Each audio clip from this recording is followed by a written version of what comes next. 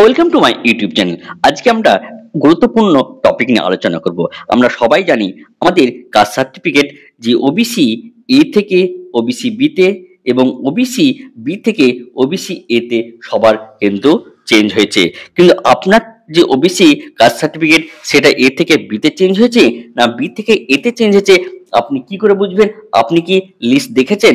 যদি না দেখে থাকেন তাহলে এই ভিডিওটি দেখেন, তাহলে সম্পূর্ণ তথ্য কিন্তু আপনি পেয়ে যাবেন এবং আপনার যে কাস্ট সার্টিফিকেট সেটা এ থেকে বি না বি থেকে এতে পরিবর্তন হয়েছে সম্পূর্ণটাই কিন্তু আমরা আলোচনা করব। আমরা এখানে আলোচনা করব যদি আপনার ডিজিটাল যদি নাম্বার না থাকে বা ডিজিটাল সার্টিফিকেট নাম্বার যদি না থাকে তাহলে কিভাবে ডিজিটাল সার্টিফিকেট নাম্বার পাবেন সেটাও আমরা এই ভিডিওতে তুলে ধরবো। ভিডিওটি শুরু করার আগে আপনাদের একটা গুরুত্বপূর্ণ তথ্য দিয়ে থাকি যে 2010 সালের আগে 66 সম্প্রদায় বা কাস্ট সার্টিফিকেট বা ওবিসি সার্টিফিকেট যাদের ছিল তাদের কিন্তু কোর্ট সেগুলো গ্রাহ্য করেছে, অর্থাৎ বৈধ বলে ঘোষণা করেছে। কিন্তু 2010 সালের পরে অনেক কাস্ট সার্টিফিকেট সেগুলো কিন্তু ক্যান্সেল হয়ে গেছে, অর্থাৎ সেগুলোকে কোর্ট কিন্তু বৈধ করেনি বা সেগুলোকে পোস্টপোন আকারে রেখে দিয়েছে। আমরা একটা শব্দ বারবারই দেখতে পাই যে এনসিএল বা নন ক্রিমি লয়ার, এই শব্দটা কিন্তু আমরা বারবারই দেখতে পাই, অর্থাৎ ক্রিমি লয়ার এই শব্দটাও কিন্তু দেখতে পাই। কিন্তু আমরা অনেকেই জানি না যে নন ক্রিমি লয়ার কথাটার অর্থ বা এর তাৎপর্য পূর্ণটা কি। অর্থাৎ এইখানে এনসিএল কথার তাৎপর্যপূর্ণ হলো যাদের বার্ষিক আয় বা যাদের ফ্যামিলির বার্ষিক আয় 8 লক্ষ টাকার কম তাদেরই এখানে এনসিএল ধরা হয় বা তাদেরই এখানে ওবিসি সার্টিফিকেট দেওয়া হয়, অর্থাৎ এরা পিছিয়ে পড়া, এদের আর্থিকভাবে সরকার সাহায্য করবে।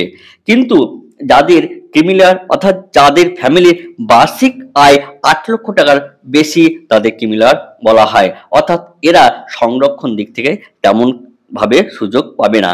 এই কয়েকটা প্রশ্ন আমার এর আগের ভিডিওতে কিন্তু অনেকেই করেছিল। তাহলে আশা করি এই দুটো শব্দ এবং 66টি বা 74টি যে সম্প্রদায় এই দুটোর উত্তর কিন্তু আমরা এই ভিডিওর উত্তরে দিলাম।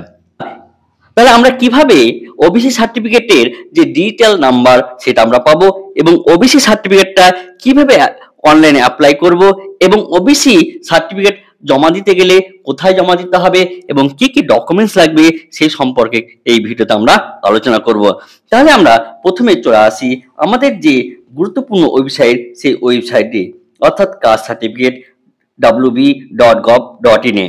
অর্থাৎ যখন আমরা এই ওয়েবসাইটে চলে আসবো তখন এইখানে আমরা যদি ক্লিক করি তাহলে এই কাস্ট সার্টিফিকেট বা গভর্নমেন্টের ওই সাইটটা ওবিসি যে সাইট সেই সাইটটা কিন্তু খুলে যাবে।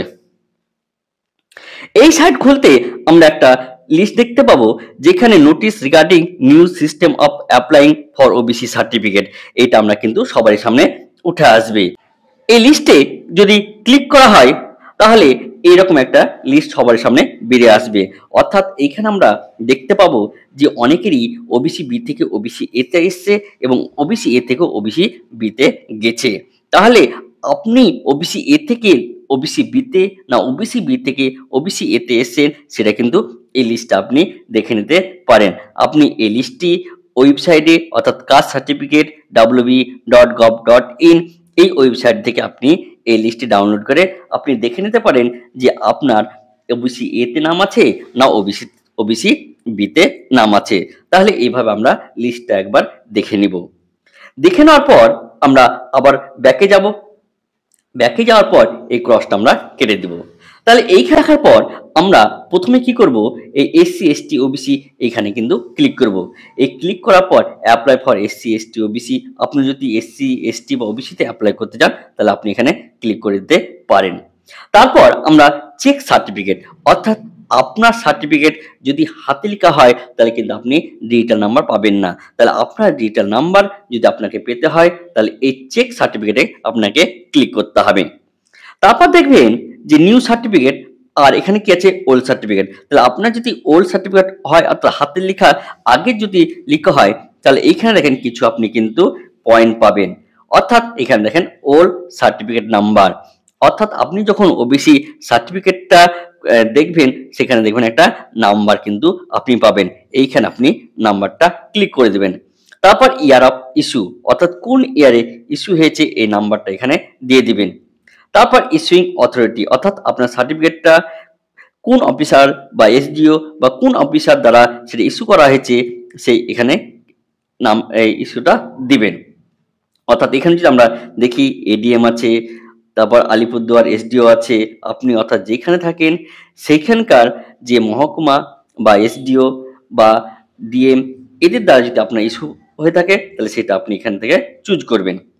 তারপর আপনি এখানে নাম দিবেন এবং ডেট এবং ইস্যু দিবেন এবং সার্চে যদি আপনি ক্লিক করেন তাহলে কিন্তু আপনার ওই যে ডিজিটাল সার্টিফিকেট নাম্বার, সেই ডিজিটাল সার্টিফিকেট নাম্বার আপনি পেয়ে যাবেন। তাহলে আমরা এইখানে যে ডিজিটাল নাম্বারটা পাওয়ার পর আমরা কি করব, এই পরে দেখেন এই নিচে ওবিসিতে আবার ক্লিক করব। এইখানে দেখেন ওবিসি এসটি এইখানে একটা আছে, অর্থাৎ আমরা যদি দেখি এইখানে আপনি একটা এসসি এসটি ওবিসি, অর্থাৎ এইখান থেকে আপনি ডিজিটাল সার্টিফিকেট যে নাম্বারটা সেই নাম্বারটা নিতে পারেন এবং এইখানে এসে আপনাকে আরেকটা ওবিসি অপশন পাবেন। এই অপশানে যদি আপনি ক্লিক করেন তাহলে এইখান থেকে আপনি যে অ্যাপ্লাই ফর ওবিসি অর্থাৎ ডিজিটাল যে সার্টিফিকেট সেই ডিজিটাল সার্টিফিকেট জন্য আপনি এখানে কি অ্যাপ্লাই করতে পারবেন। তাহলে আমরা যদি ওবিসিতে ক্লিক করি তাহলে এইরকম একটা পেজ কিন্তু আপনার কাছে খুলে যাবে। তাহলে আপনি দেখেন আপনার যে ডিজিটাল নাম্বার সেই ডিজিটাল নাম্বার কিন্তু আপনি এখানে পেয়ে গেছেন। তাহলে আপনি এখানে ইয়েস করবেন, তারপর আপনি এখানে সার্টিফিকেট যে নাম্বার সেই সার্টিফিকেট নাম্বারটা দিবেন। দেওয়ার পর ডেট অফ ইস্যু, অর্থাৎ ওখানে সবকিছু কিন্তু আপনার ওই সার্টিফিকেটে আপনার থাকবে। তারপর আপনি এইখানে ভেরিফাই ক্লিক করে দেবেন। ক্লিক করে দেওয়ার পর আপনি যে সিলেক্ট ফ্রম দ্য লিস্ট, অর্থাৎ এখানে অ্যাপ্লিকেশন টু দ্য স্টেট, আপনাকে এখানে একটা গুরুত্বপূর্ণ তথ্য দিয়ে থাকি, অর্থাৎ আপনার যেখানে স্টারগুলো আছে, স্টার মানে এটা আপনাকে বাধ্যতামূলক আপনাকে ফিল আপ করতেই হবে, আর যেখানে স্টার নাই সেখানে আপনি ফিল আপ না করলেও পারেন। তাহলে এইভাবে application to state West Bengal, district দিবেন, সাব ডিভিশন দিবেন, তারপর ব্লক বা মিউনিসিপ্যালিটি দিবেন, জিপি ওয়ার্ড দিবেন, ঠিক আছে। তারপর অ্যাপ্লিকেশন, তারপর ওবিসি, তারপর কাস্ট, ট্রাইব, কমিউনিটি, তারপর আপনি এখানে দেবেন নাম, এখানে দেবেন ফাদার্স নেম, এখানে দেবেন মোবাইল নাম্বার, তারপর দেখেন ইমেল, তারপর আপনাকে এখানে যেটা দিতে হবে এখানে একটু ভালো করে দেখবেন ডকুমেন্টস রিকোয়ার্ড অ্যাট লিস্ট, আপনার এখানে কি চাইছে একটা ডকুমেন্টস কিন্তু চাইছে। আপনি এইখানে যে এপিক নাম্বার অর্থাৎ ভোটার নাম্বার অথবা আধার নাম্বার, বা তারপর দেখেন এখানে আছে সিলেক্ট ক্যাটাগরি আছে, অর্থাৎ আপনার যে রেশন কার্ড সেই রেশন কার্ডের এখানে যাবতীয় যে তথ্যগুলো সেগুলো দিতে হবে, যেমন খাদ্য সাথী নাম্বার, এই নাম্বারগুলো আপনি দেখে দেখে পুট করবেন।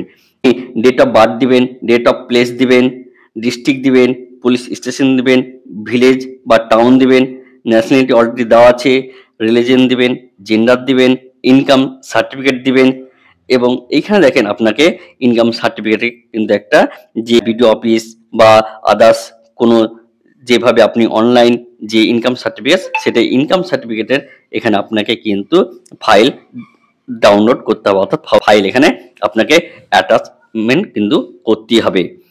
তারপর দেখেন অ্যাপ্লিকেন্ট ফটোগ্রাফ, অর্থাৎ এখানে আপনাকে জেপিজি ফরম্যাটের আপনাকে যে ফটোগ্রাফ সেই ফটোগ্রাফ এখানে আপনাকে আপলোড করে দিতে হবে। এবার আপনার দেখেন এখানে একটু ভালো করে যদি দেখি তাহলে এখানে দেখেন প্যারেন্টস সার্ভিস ডিটেল, অর্থাৎ আপনার পিতামাতা যদি কোনো সরকারি বা গভর্নমেন্ট চাকরি করেন তাহলে তার এখানে ডিটেলসটা দিতে হবে। টাইপ অফ অর্গানাইজেশন, এরকম যে অর্গানাইজেশনগুলো আছে সেগুলো আপনি কিন্তু এখানে নামগুলো দিতে পারেন, অর্থাৎ central government, state government, armed officer, এইভাবে আপনি দেখে দেখে এগুলো কিন্তু অবশ্যই ফিল আপ করবেন। তারপর date of joining, service status at the time of joining, এইভাবে আপনি দেখে দেখে এগুলো কিন্তু আস্তে আস্তে ফিল আপ করবেন।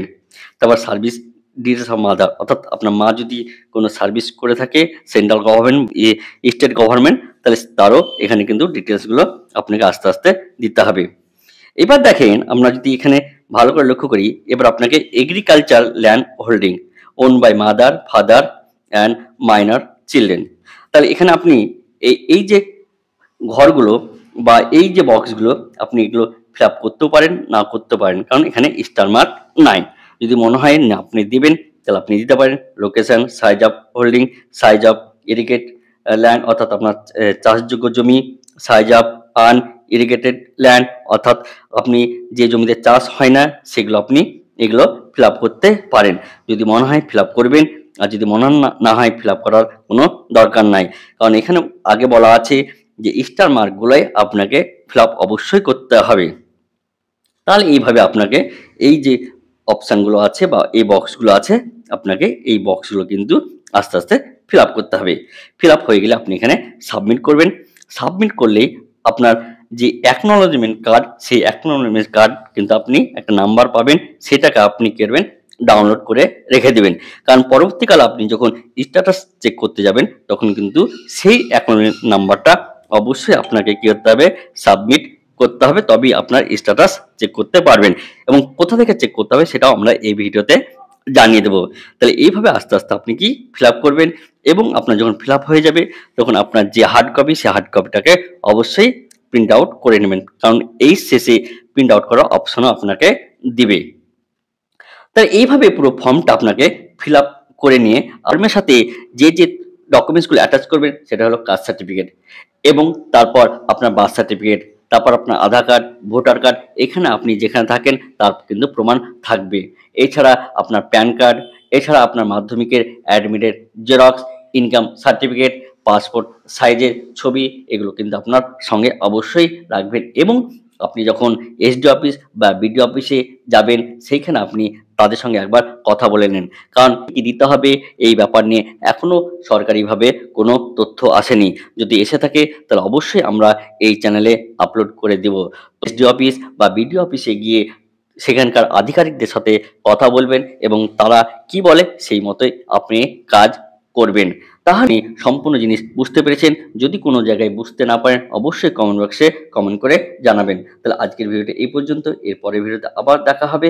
ধন্যবাদ।